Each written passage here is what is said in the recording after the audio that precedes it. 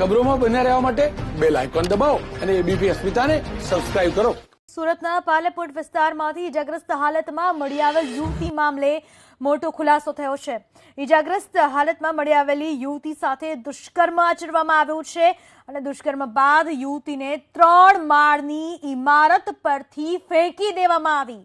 આ મામલે ખુલાસો થતા પોલીસના ઉચ્ચ અધિકારીઓ તપાસમાં જોતરાયા છે। આ છે ગુજરાતમાં આટલી મોટી ગુનાખોરીની ઘટના કે એક યુવતી ઉપર પહેલા તો દુષ્કર્મ આચરવામાં આવ્યો અને દુષ્કર્મ આચર્યા બાદ યુવતીને 3જા માળેથી ફેંકી દેવામાં આવી નીચે। ઇજાગ્રસ્ત હાલતમાં આ યુવતી મળી આવી હતી અને જેના બાબતને લઈને મોટો ખુલાસો થયો છે। ગુજરાતમાં મહિલાઓ સુરક્ષિત હોવાના દાવાઓની વચ્ચે દરરોજ એક બાદ એક મહિલા પીંખાઈ રહી છે અને એની ચાળી ખાતી ઘટનાઓ દરરોજ આપણી સામે આવી રહી છે। ફરીથી એક ઘટના સામે આવી છે સુરતના પાર્લેપોર્ટ વિસ્તારમાંથી।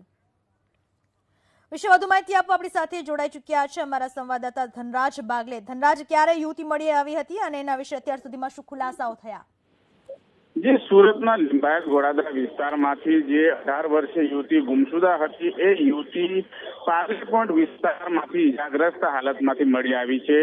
પોલીસે અત્યારે હાલ માહિતી આપી છે યુવતી સાથે દુષ્કર્મ થયું છે અને તે સંદર્ભે 376ની કલમનો પણ ઉમેરો કરવામાં આવ્યો છે।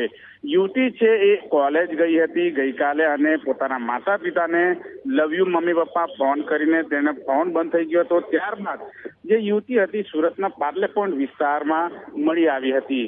જોકે યુવતી મળી હતી એની સ્થિતિ ખૂબ જ નાજુક હતી, ઇજાગ્રસ્ત હાલતમાં હતી અને ઇજાગ્રસ્ત હાલતમાં યુવતી મળી આવતાની સાથે જ પોલીસમાં પણ દોડધામ મચી ગઈ હતી। યુવતી સાથે દુષ્કર્મ કર્યું હોવાનું સામે આવતાની સાથે જ 376ની કલમનો ઉમેરો કરવામાં આવ્યો છે અને તપાસના ધમધમાટ શરૂ કરવામાં આવ્યો છે। જી આભાર ધનરાજ, આપના તમામ માહિતી બદલ।